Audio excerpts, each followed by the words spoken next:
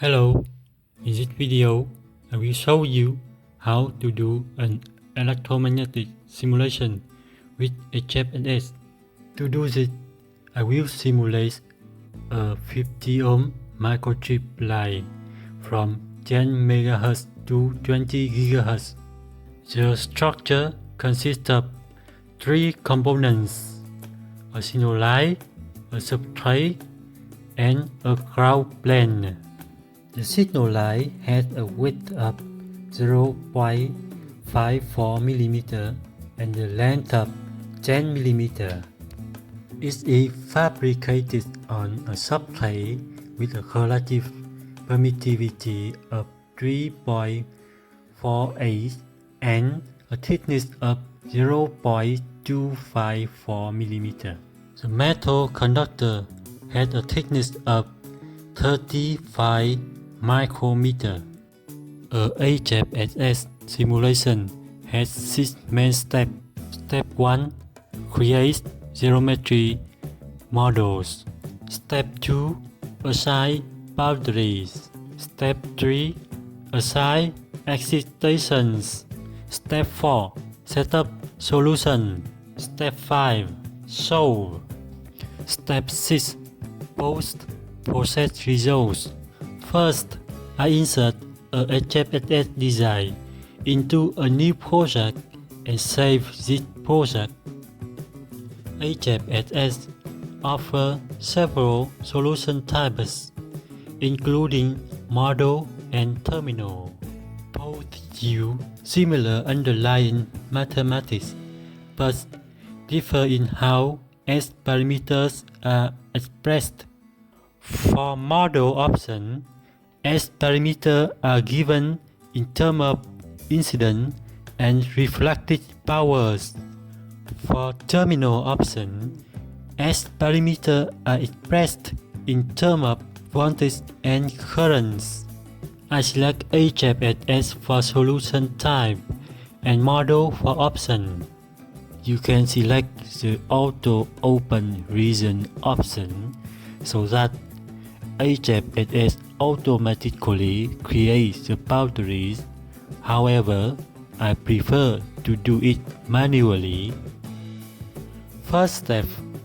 To create geometric models, I draw 3 boxes for the microchip structure.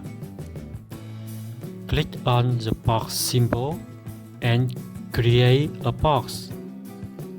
You can specify the dimensions of the box with either numerical values or variable. I prefer using variable to avoid typing errors. To reuse the same variable for different components and to support optimization when needed. In the menu, select HFSS Design Properties and Add Property. Z position of ground plane. Thickness of ground plane. Z position of substrate. Thickness of substrate. Z position of signal line.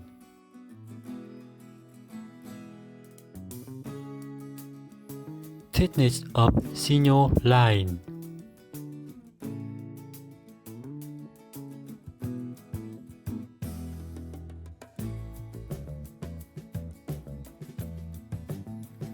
Width of signal line.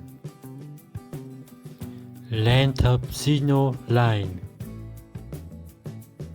Width of ground plane.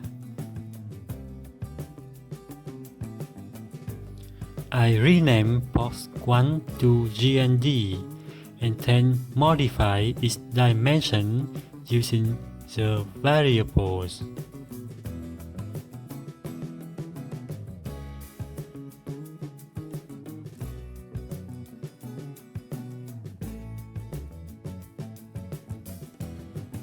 Next, I create the substrate box and the synolite box. You can repeat the same steps used for GND box. I prefer to copy, paste the GND box and then modify its dimensions to create the other two boxes, as this is easier and faster.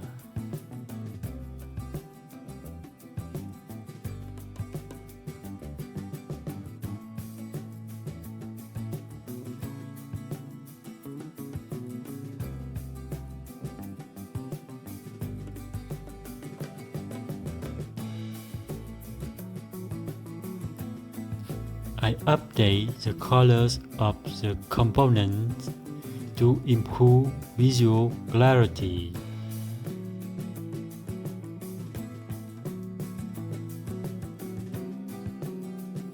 Then, I assign material to each component.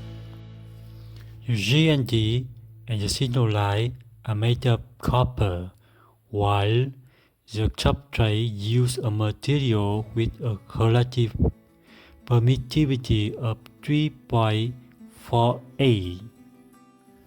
I select all materials from the HFSS library.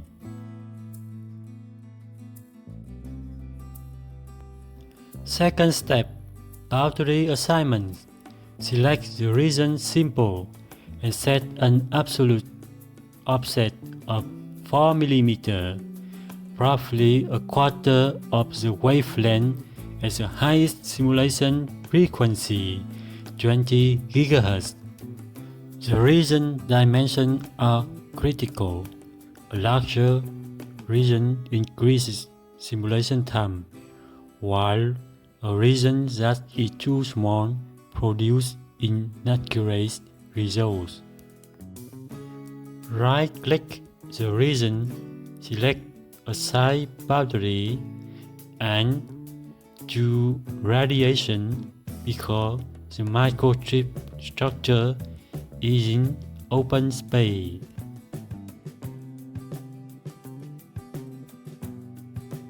Third step, I define excitation ports. I draw two rectangles where the port will be placed.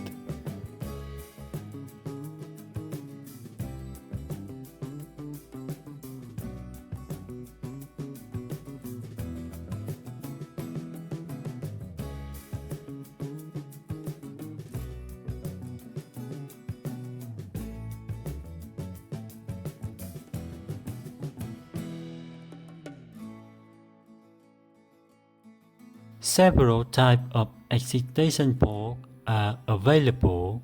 I choose a lump port. For each port, I define an integration line along which the voltage will be integrated. The integration lines can run from GND to synolite or from synolite to GND, but they must be defined consistently for all ports. Fourth step, set up solution. Right-click Analysis at Solutions Setup Advanced. I choose the highest frequency of simulation for meshing.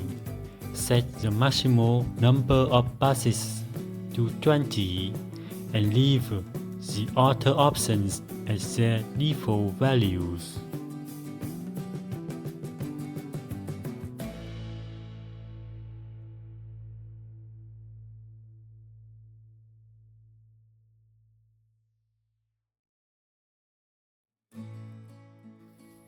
Sweep type is interpolation.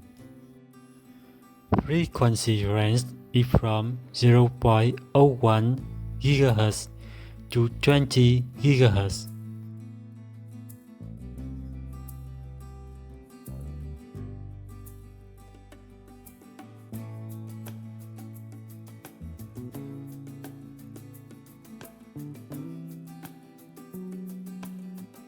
If the frequency range is broad, it's better to enable the option in HFSS so that material losses are computed automatically as a function of frequencies. To do this, in the menu, select HFSS Design Setting, then under Set Material Override, enable Material Override, and on the Lossy Dielectric tab, check Automatically Use Causal Materials.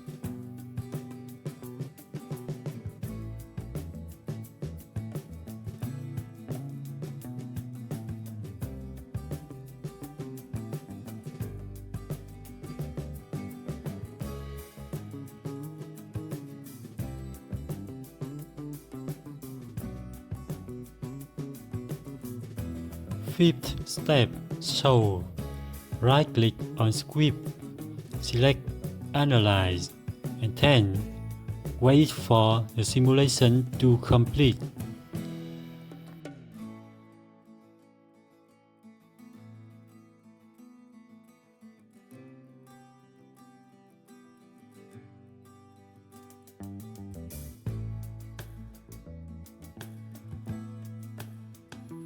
Sixth step, plot and import the result to a touchstone file.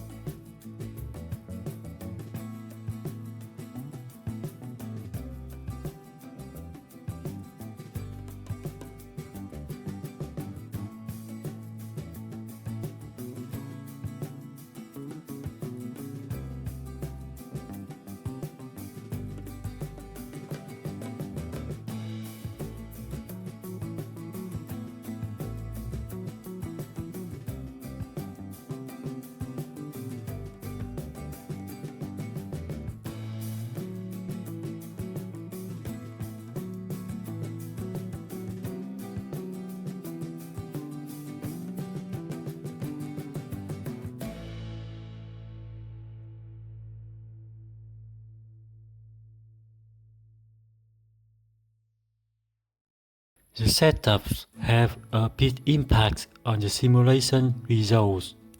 To keep the video from getting too long, I did not go into detail on each step. I will discuss everything in more detail in my next videos. If you enjoy my video, a like and a subscribe would mean a lot. Thank you very much for watching.